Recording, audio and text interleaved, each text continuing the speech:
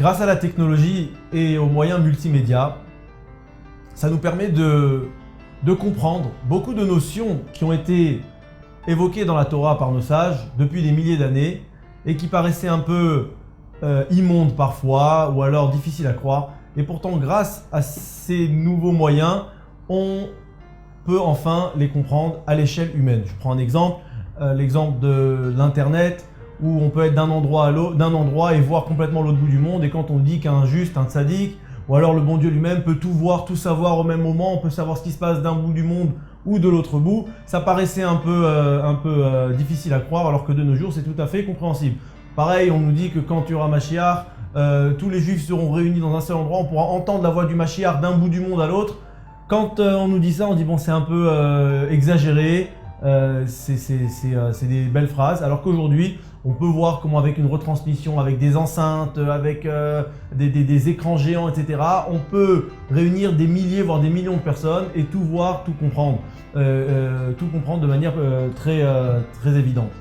Pareil, je disais au niveau d'une adresse email par exemple, le fameux exemple qui est ramené par plusieurs rabbins, qu'une personne qui a envoyé un message, mais au lieu du point elle a mis une virgule, et en fin de compte le message n'est pas arrivé. Alors il dit mais c'est quelle différence, un point ou la virgule? Et en réalité on sait très bien que dans l'internet on peut pas manquer justement un point et il suffit d'avoir fait une toute petite erreur pour que le message ne soit pas du tout passé.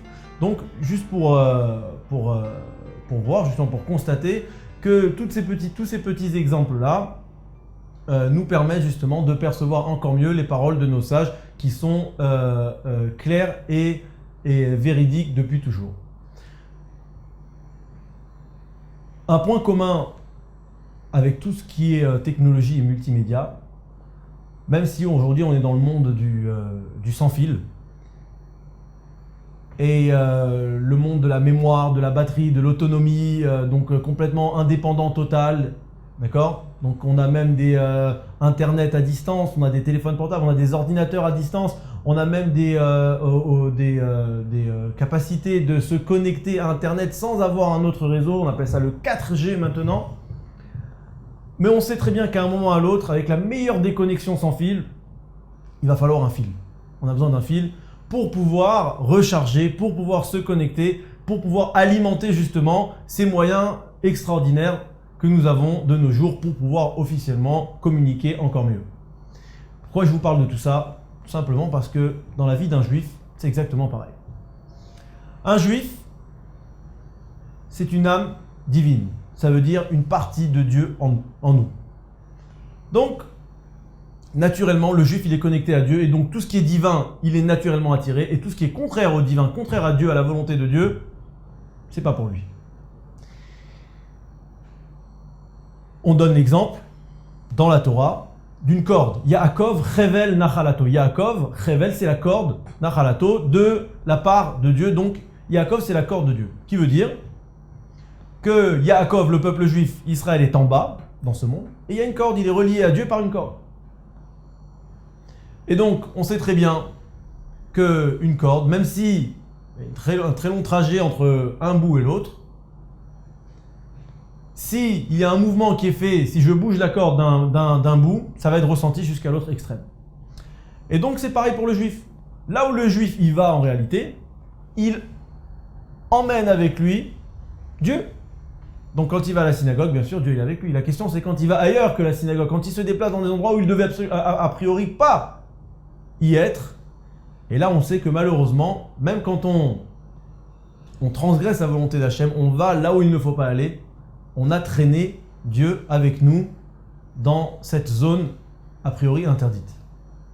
Et donc là, qu'est-ce qui se passe? Quand on tire la corde, alors, une fois, deux fois, ça se sent, on a un peu désorienté la zone.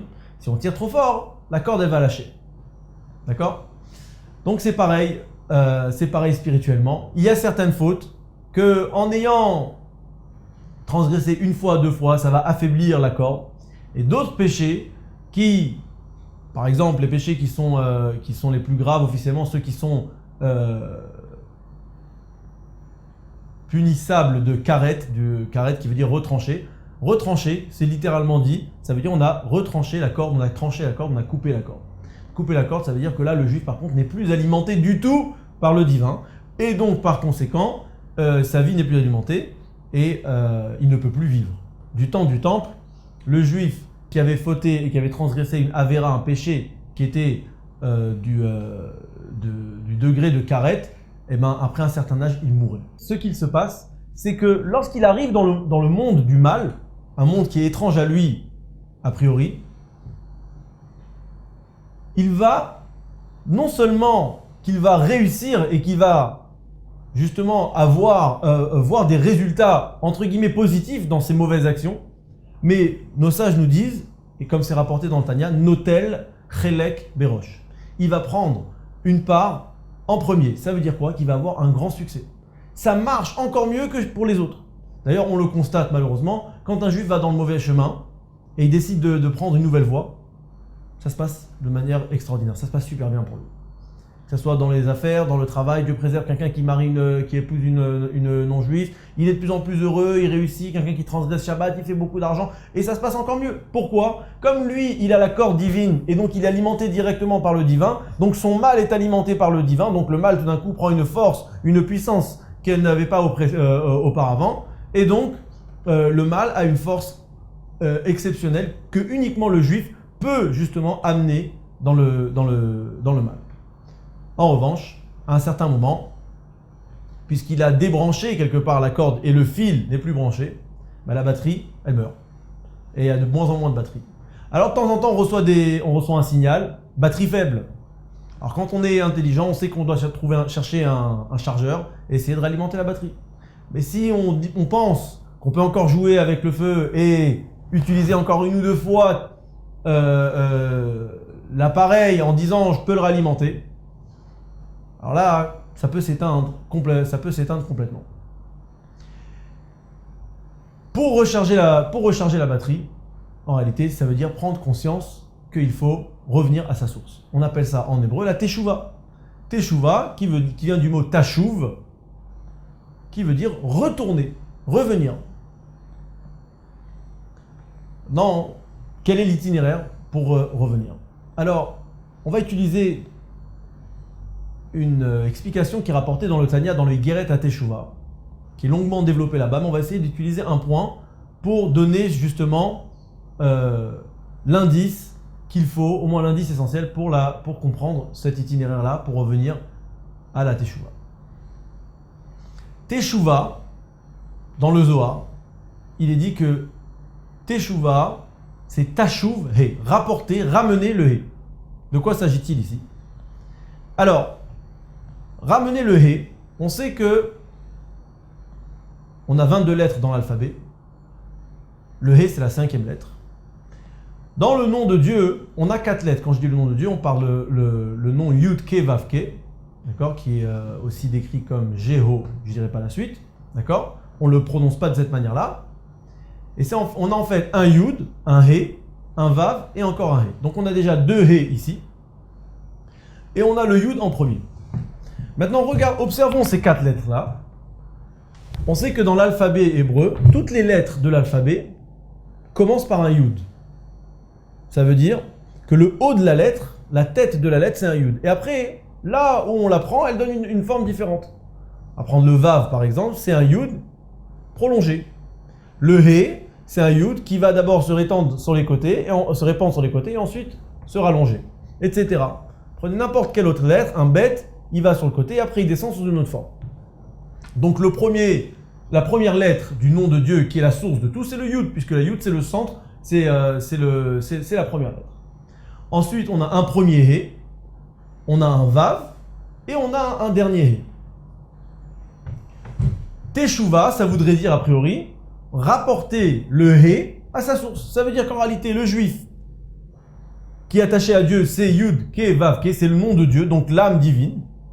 Et quand il a déconnecté, quand il a été loin, il a enlevé le dernier He, qui est en réalité la partie de l'âme qui est attachée à son corps, donc c'est le He inférieur qui se trouve dans le monde inférieur, donc dans le juif tel qu'il est dans le monde matériel.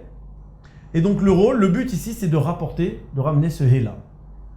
Maintenant, où est-ce qu'il se trouve ce He? Il faut aller le trouver, il faut aller le chercher. Donc pour comprendre bien le He, on va l'étudier. Le He, on a dit tout à l'heure, c'est un Yud. Ensuite, ce Yud, il s'étend en largeur. Plus tard, il va descendre, il va se prolonger en longueur. Et de l'autre côté, on a une petite barre, mais cette fois, il y a un espace vers le haut, entre la barre du haut et la barre qui descend sur les côtés. Nos sages nous disent que la barre du haut fait allusion à Marshava, la pensée de la personne. Pourquoi? Parce que c'est le début, le Yud, c'est Dieu, donc c'est le spirituel. Et donc la descente, c'est d'abord par la pensée. Ensuite, la barre de droite, ça dépend du côté où vous regardez, ça va être la parole, qui est la suite après la pensée, donc on parle. Et ensuite, de l'autre côté, on a la plus petite barre, avec un espace, qui est cette fois le Maasé, l'action. Et donc, nos sages nous disent que le He, c'est la lettre idéale. Ça veut dire quoi la lettre idéale? La lettre qui représente en réalité le rôle du juif dans le monde. Il y a la pensée, qui vient de Dieu, qui est alimentée par Dieu, donc le spirituel, qui emmène ensuite à la parole, et ensuite à l'action. Seulement le juif, il sait que quand il est amené au monde de l'action, il doit y avoir un espace, une barrière, une limite, qui définit, qui va pouvoir distinguer en réalité le spirituel du juif et le matériel. En d'autres mots, afin de pouvoir réaliser sa mission sur terre, qui est de révéler le divin qui est dans la matière, il faut savoir que le juif en soi, c'est du spirituel. Et il s'investit, donc il met une barrière, il s'investit dans le matériel pour pouvoir réaliser sa mission qui est de retrouver le divin à l'intérieur. Alors prenons maintenant les lettres qui ressemblent au He. On a plusieurs lettres dans l'alphabet qui ressemblent au He. On a le Kouf. C'est quoi le Kouf? C'est un He avec une barre sur le côté. Cette fois, la barre elle est tombée trop basse. Donc il y a un pied trop long. Ensuite, on a le Resh. Le Resh, c'est quoi? C'est comme un He, pareil, une barre en haut et une barre qui descend sur le côté. Seulement, il manque une dernière barre, il manque un pied. Il n'y en a pas du tout cette fois. Ou alors, on a une troisième lettre qui est le Chet. Le Chet, c'est un He qui a toutes les dimensions du He, seulement il n'y a pas l'espace du haut. Et en réalité, ces trois lettres-là, Kouf, Resh, Chet, vous l'avez tous compris, forment le mot Korach. Korach, qui était Korach? C'était le cousin de Moshe Rabbeinu, de Moïse, qui était un grand savant de la tribu de Lévi. Et pourtant, il a essayé de se révolter contre Moshe et contre l'hierarchie qu'il y avait dans le peuple juif, que Moïse était le leader et que son frère Aaron était le grand prêtre, etc. Et il a fini par rouspéter contre cette hiérarchie-là qui avait été mise en place par la parole de Dieu. Et où est-ce qu'il a fini, Korach? Sous terre. Donc c'est pas une belle fin. Bien que sage comme il était, il n'a pas su a priori bien représenter la lettre He, donc il a été trop loin en réalité. C'est-à-dire, alors on va aller étape par étape. Le Kouf, on a compris qu'il y a la pensée, il y a la parole, seulement au niveau de l'action, trop impliqué, trop investi dans le matériel. Ça c'est le Kouf. Donc ça c'est une erreur, c'est un problème. Ensuite on a le Resh. Le Resh, il n'y a pas d'action du tout. C'est-à-dire, c'est un juif qui est très réservé, qui est uniquement dédié au spirituel. C'est la prière, c'est l'étude. Il ne veut pas sortir du tout dans le monde. Il ne veut rien avoir à faire avec le monde. Donc il n'y a pas le monde de l'action ici. Là aussi, ça fait partie du nom de Korach, donc c'est une erreur. Un juif, il doit s'investir aussi dans le monde de l'action. Et ensuite, on a le Chet. Le Chet, c'est quoi? Il y a l'action, seulement il n'y a pas de limite entre la pensée et l'action. Il n'y a plus de distinction entre ce qui est sacré et ce qui est matériel. Et donc c'est important de savoir où est la limite. D'ailleurs, à la sortie du Shabbat, on fait la Havdalah, qui veut dire séparation, distinguer entre le Chol et le Kodesh, entre le profane et le sacré. Et donc, dans le Chet, le problème, c'est qu'il manque cette distinction-là qui permet de reconnaître l'hiérarchie qu'il y a entre le sacré, la sainteté et les choses profanes. Voici en réalité les trois lettres qui ressemblent au He, qui forment le nom de Korach. On sait qu'en réalité, Korach, c'est le symbole de l'erreur, du péché, puisqu'il a fini sous terre. Les enfants de Korach ont fait Teshuvah. C'est quoi Teshuvah? D'après ce qu'on vient d'expliquer, ils ont ramené Tashuv et ils ont ramené le He, qui veut dire en réalité d'avoir pris conscience de ces trois choses. Un juif, il est alimenté par Dieu, par le Yud. Ce Yud-là doit se répandre en une barre qui est la pensée. Donc il doit avoir la pensée qui est alimentée de Dieu. Ensuite, cette pensée doit amener automatiquement à une parole. Ça veut dire qu'un juif parle et exprime le divin. Et bien sûr, évidemment ensuite, tout en sachant qu'il y a une hiérarchie et qu'il y a une différence, une distinction entre le sacré et le profane, le juif doit s'investir dans le profane tout en mettant une limite, ne pas descendre trop bas, pour pouvoir à la fois introduire le divin et révéler le divin qui se trouve dans la matière.